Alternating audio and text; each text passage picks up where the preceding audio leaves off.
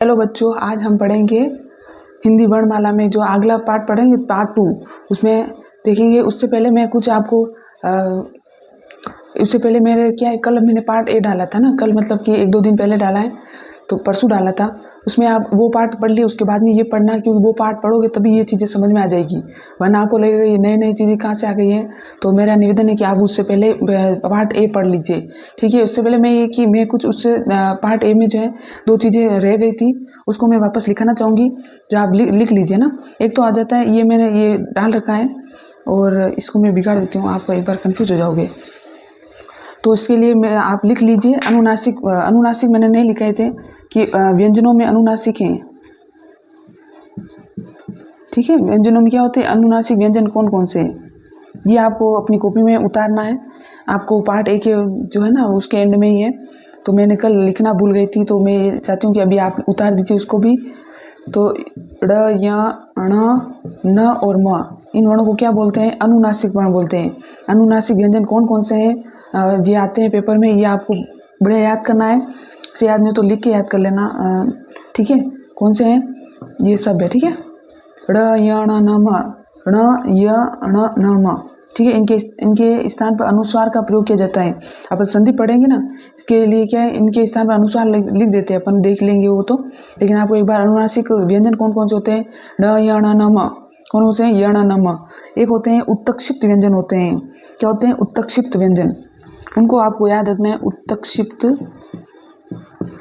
व्यंजन। ये आपको जो है उत्तक्षिप्त व्यंजन कौन कौन से होते हैं, जो ट वर्ग होता है ना उसमें ढ और ण आता है। क्या आता है, ट और ण, जैसे ट ठ ड ढ, ट ठ ड ढ, तो वो आपको याद रखना है, ट ठ ड ढ।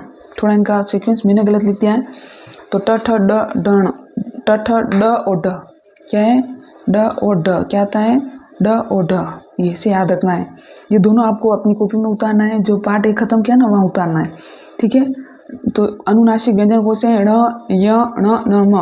और उत्तक्षिप्त व्यंजन कौन से हैं, ड और ढ हैं। ड और ढ जो ट वर्ग होता है ना उसमें आते हैं दोनों, वो होते हैं अलग और ये होते हैं अलग, ठीक है। ये याद रखना है आपको, बिल्कुल भी जो है बिल्कुल भी कंफ्यूज नहीं होना है। उसके बाद देखते हैं कि उच्चारण के आधार पर वर्णों के क्या प्रकार है। अपन उच्चारण करते हैं मुख से, है ना। उच्चारण के आधार पर, उच्चारण के आधार पर वर्णों के भेद, वर्णों के क्या है, भेद हैं। तो वो इनमें से भी बहुत बढ़िया क्वेश्चन आते हैं, तो आपको बढ़िया याद रखना है। क्रम संख्या डाल दूंगी एक, उसके बाद में क्या लिखेंगे कि कौन कौन से वर्ण लिखेंगे अपन, है ना। वर्णों का स्थान, नाम लिख देंगे, वर्णों कौन कौन से वर्ण हैं वो लिखेंगे, वर्णों का नाम लिखेंगे। उसके बाद में अपन लिखेंगे उच्चारण स्थान। क्या लिखेंगे, उच्चारण स्थान, से दिख रहा होगा आपको, अच्छे से याद करना है। उच्चारण स्थान के बाद लिखेंगे ध्वनियाँ, वर्णों की जो भी ध्वनियाँ आती हैं, है ना, वर्णों की ध्वनियाँ लिख देती हूँ, या वर्णों की ध्वनि, ठीक है। तो पहले ए में क्या लिखेंगे अपन, ये याद रखना, इस बढ़िया नोट्स बनाने आपको,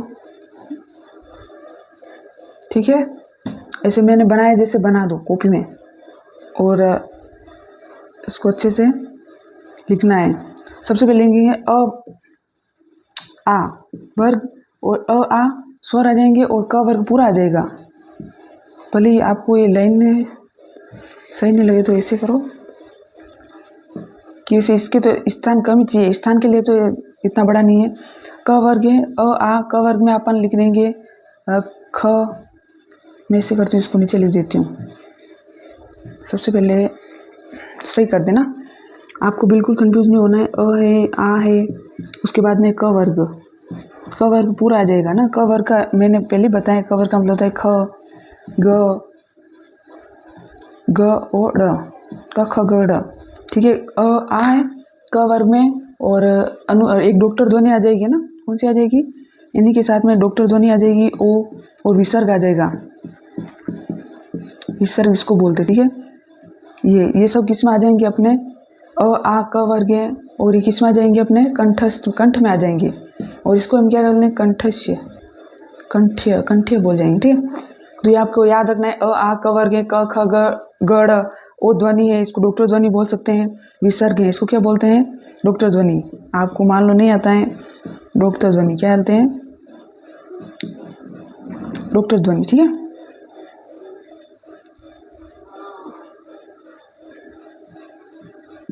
डॉक्टर ध्वनि अ आ क वर्ग है, क ख ग ओड़ ओ है, ओ यानी मतलब डॉक्टर ध्वनि से डॉक्टर से डॉक्टर वाली आती है, अपन देखते हैं विसर्ग आ जाएगा, ठीक है। उसके बाद में अपन कौन सा वाला देखेंगे, उसके बाद में अपन देखेंगे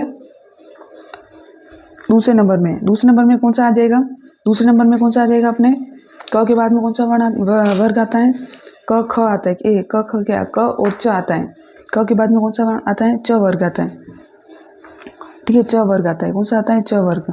च वर्ग में कौन सा आता है, च में आते हैं च छ ज और ज और य आता है, कौन सा आता है, य च छ ज य, ठीक है। क च छ ज य आता है, च छ ज य आता है और उसके बाद में आता है ई और ई आता है, क्या आता है, ई और ई आता है, ठीक है। कौन सा आता है, ई और ई आता है, य और श आता है, कौन सा आता है, य और श। ये सब किस में आते हैं, अपने तालु में, किस में आते हैं, तालवय, उसको अपन कहते हैं तालवय, तालु वर्ण, तालु ध्वनि। ध्वनि कौन सी, तालु है। वर्ग कौन कौन सा है, क वर्ग में आता है कंठ, क यानी कंठ। उसके बाद में अ आ स्वर याद रखने, ओ डॉक्टर ध्वनि। विसर्ग किस में आता है, कंठ में आते हैं। च वर्ग याद रखना है, च छ ज ज य, ई बड़ी ई छोटी दोनों ई, और य है, थ नहीं है वह, य है, क्या है ये, य और श किस में आते हैं, तालु। ये आएंगे कि ये जो टकली वाला श है ना, ये किस में आता है, इससे तो नहीं आएगा। मेरे कहना मतलब है कि तालवी श है, कौन सा वाला है, 3 श होते हैं अपने हिंदी व्याकरण में, तो तालवी श कौन सा है, ये आपको पूछेंगे। हाँ, तो ये च वर्ग है ना, च वर्ग में छ छ ज य ई और य और श है, तालु वर्ग। इस किस में आता है, ये उच्चारण स्थान कौन सा अपना है, तालु है। उसके बाद में वर्णों की ध्वनि कौन सी है, तालवी है। बिल्कुल सरल है, आपको बार बार इसको रिवीजन करना है और आराम से कंठस्थ हो जाएंगे, और ये बहुत इंपॉर्टेंट है। इससे क अवर्ग है, अवर्ग जो हमारा स्वर है, स्वर में अ और आ और डॉक्टर ध्वनि और विसर्ग किस में आते हैं, कंठ में आते हैं। व्यंजन में जाएंगे तो कौन सा आता है, क वर्ग पूरे आता है, क वर्ग कंठ में आता है, क वर्ग किस में आता है, कंठ में आता है। उसके बाद में च वर्ग देखेंगे, च वर्ग है व्यंजनों में च छ ज य और ई जो स्वर है, और य और श ये भी आ जाएंगे अपने क्या है, तालवीय में, ठीक है, याद रखने। उसके बाद में आगे चलते हैं तीसरे नंबर वाले पे। तीसरे नंबर क्या है, कौन सा आ जाएगा, क च ट, कौन सा आ जाएगा, ट वर्ग आ जाएगा, कौन सा वर्ग आ जाएगा, ट वर्ग। ट में क्या क्या होता है, ट ठ ड ढ ण होता है, ट ठ ड ढ ण, और उसमें मूर्धन्य सा आ जाएगा और र आ जाएगा, कौन सा आ जाएगा, र, ठीक है। और री आ जाएगा, अपने जो स्वर होते हैं उसमें री आ जाएगा, और कौन सा आ जाएगा, र आ जाएगा। देखो अभी बताते हैं, तीसरे नंबर वाला है, तो उसमें आ जाएगा अपना री आ जाएगा, री से ऋषि बाबा। उसके बाद में र आ जाएगा और ये श आ जाएगा, कौन सा आएगा, ये श, इसको अपन मूर्धन्य स बोलते हैं। फिर आ जाएगा अपना ट वर्ग, कौन सा वर्ग आ जाएगा, ट वर्ग।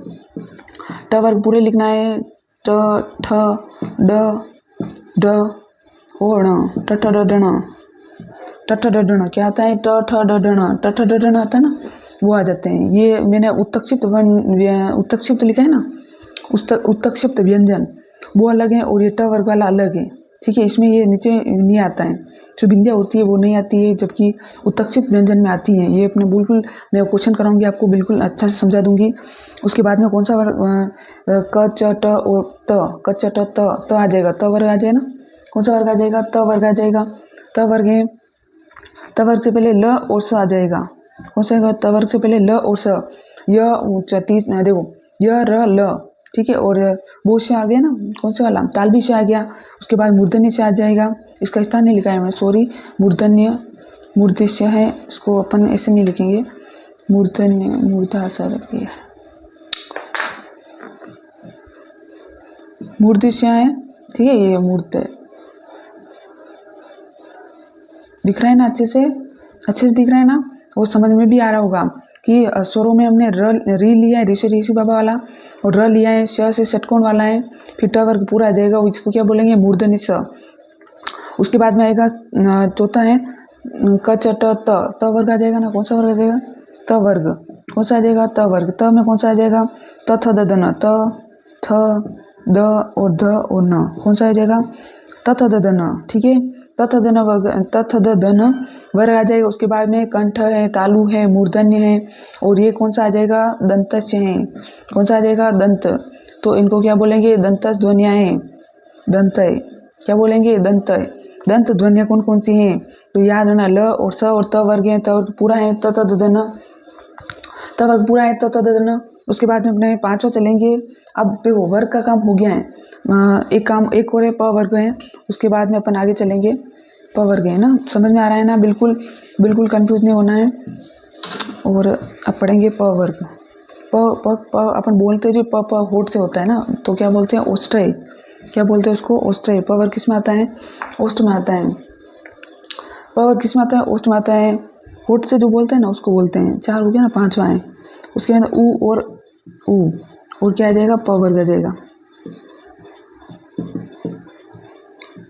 प फ ब और म, प फ ब भ म, ये किस में आ जाएंगे अपने, ये आ जाएंगे अपने ओष्ठ में। ओष्ठ यानी होठ से बोलते हैं अपन, ओ भी बोलते हैं तो भी ओष्ठ में, ओष्ठ्य कह देंगे। इसकी ध्वनि को क्या बोलते हैं, ओष्ठ्य, ओष्ठ्य ध्वनि। ओष्ठ में कौन कौन से आते हैं, ऊ और ऊ आता है। प वर्ग आता है, प फ ब भ म आता है। कौन सा आता है, प फ ब भ म आता है। ठीक है, उसके बाद में अपन देखेंगे, छठे में आ जाएंगे कि नासिक वर्ण कौन कौन से होते हैं, अह, ये हो जाएगा। उसके बाद में अपने जो पांच हैं स्पर्श व्यंजन के, जो पांचवी अपन देखा ना स्पर्श व्यंजन, उसमें जो पांचों वर्ग हैं उसके जो पांचवा अक्षर हैं कौन सा है, वो कौन से सब नासिक हैं, जिसे हमने ण, य, ण, न और म, ये अपने पढ़े ना, ये सब क्या है, नासिक व्यंजन है। नासिक व्यंजन कौन से हैं, इनको क्या बोलते हैं, नासिक बोलते हैं, नाक से बोलते हैं। ठीक है, क्या बोलते हैं, नासिक व्यंजन, नासिक, नासिक है। इसको क्या बोलते हैं, नासिक के है या नासिक है, नासिका है, नासिका बोल सकते हैं इसको। ठीक है, और इसकी जो उच्चारण वो नासिक की हो जाएगा। क्या हो जाएगा, ध्वनि का क्या हो जाएगा, नासिक। बढ़िया कॉपी में उतार देना इनको और अच्छे से लिख लिख कर याद करना। फिर भी कोई अगर डाउट बचे तो आप ज़रूर आप मेरे को कमेंट कर सकते हैं। मैं इसका अगली वीडियो में इसका क्या कर दूंगी, इसका सोल्यूशन करूंगी। ठीक है, आप कुछ भी कमी लगे, मेरे में भी अगर कमी लगे तो भी बताना। ठीक है, और इस जो पठन क्रिया है उसमें भी अगर पढ़ाने में भी कुछ कमी लगे तो बताना। अब आपने सातवां कौन सा बोल रहे हैं, सातवां है ए और आई। कौन सा है, ए और आई, ए और आई है। ठीक है, ये मैंने पहले बोला कैसे बनते हैं, ये मैं आपको बताऊंगी। इनको बोलते हैं कंठ और तालवे। कैसे बनते हैं, कंठ और तालु से हैं, कंठ और तालवे, तालु है। इसको अपन ऐसे यहाँ कंठ और तालवे कर देंगे, कंठ है और तालु। फिर आता है सातवां है, इसकी लाइन छोटी कर देते हैं। सातवां हो गया, आठवां देखते हैं। कौन सा देखते हैं, आठवें में क्या आ जाएगा, ओ और औ आ जाएगा। क्या आ जाएगा, ओ और औ आ जाएगा। ठीक है, ये क्या है, ये कंठ और ओष्ठ से बोलते हैं, कंठ से बोलते हैं और ओष्ठ से बोलते हैं। तो कंठोष्ठ हो जाएगा, कंठ और ओष्ठ लिख दो भले आप अपन, फिर इसकी संधि हो जाएगी, कंठोष्ठ है। क्या हो जाएगा, कंठोष्ठ है। ठीक है, कंठ ओष्ठ है, कंठ और ओष्ठ से बोलते हैं, कंठोष्ठ होते हैं। उसके बाद में व और फ आता है, दंत ओष्ठ होता है। क्या आते हैं, व और फ, व आ जाएगा, वो क्या आ जाएगा, फ आ जाए। इनको क्या बोलते हैं, दंत ओष्ठ है। देखो त वर्ग किस में आता है, त त द ध न किस में आता है, दंत में आता है। उसके साथ में ओष्ठ है, फ व, तो ये अपना होठ से बोलते हैं, इसलिए क्या है, दंत ओष्ठ आ जाएगा। कौन सा आ जाएगा, दंत ओष्ठ। उसके बाद में एक ह वर्ण होता है, स्वर यंत्र कह सकते हैं। देखती हूँ मैं, दिख रहा नहीं, दिख रहा है, इसे करते हैं, उसको ऊपर लिख देते हैं, दंत ओष्ठ। इसको आगे भी क्या लिखते हैं, दंत ओष्ठ। इसका संधि हो जाएगा, दंत ओष्ठ। क्या हो जाएगा, दंत ओष्ठ। ठीक है, अच्छे से दिख रहा है ना, कुछ भी कमी तो नहीं लग रही है। ठीक है, देखो ए और ए, ए, ए और ए, कंठ और तालु आ जाए, कंठ तालु है, ओ और औ है, कंठ ओष्ठ है, कंठोष्ठ है, व और फ है, दंत ओष्ठ है, क्योंकि ये त वर्ग में आते हैं, व और फ, त थ द ध न। ए त क्या, य र ल व में आते हैं, और ये किस में आता है, फ, प और फ में आता है। देखो फ किस में, सबसे पहले कि जो व है ना और फ है, व और फ ये दोनों क्या है, य र ल व आता है और प फ आता है। इनका उच्चारण का जो स्थान है, दंत और ओष्ठ है, य र ल व, व दांत के यहाँ से, व होठ और दांतों के यहाँ से, और फ भी 2 दांत और ओष्ठ होठों के बीच में से बोलना पड़ता है, ये याद रखना है, ठीक है। बिल्कुल कंफ्यूज मत होना। एक और है वो लिखा देती हूँ मैं, ह वर्ण। ह जो होता है ना, ह वर्ण होता है अपनी जो वर्णमाला है, ह वर्ण, उसको क्या कहते हैं, ह वर्ण को कहते हैं स्वर यंत्र से आता है। इसका उच्चारण का स्थान है स्वर, क्योंकि मैं वो लिखाऊंगी अभी, देखो ये ह जो है ना, स्वर यंत्र से आता है। अली जिहा बोलते इसको, ध्वनि पूछ ले तो वैसे नहीं पूछेगा, लेकिन एक कदम आगे ही चलना है। मान लो उसका कुछ नहीं कह सकते हैं, अपने को एक नंबर बहुत इंपॉर्टेंट होता है, तो ये याद रखना है। मतलब कोशिश ये है कि वो पूछने का चांस तो ऊपर वाले ही हैं, पहले से 8 तक जो है मेन है, उसके बाद में तो बहुत कम है, ठीक है। पहले से 8 तक मिल गया ना, वहाँ तक बिल्कुल याद होना चाहिए। याद हो जाए तो अच्छा है, नहीं तो कोई बात नहीं है, आपको नज़र में निकाल लेना है, बाल आ भी जाएगा ना तो भी आप टिक कर सकते हो, मेरे बिल्कुल विश्वास है आप कर लोगे, ठीक है। ठीक।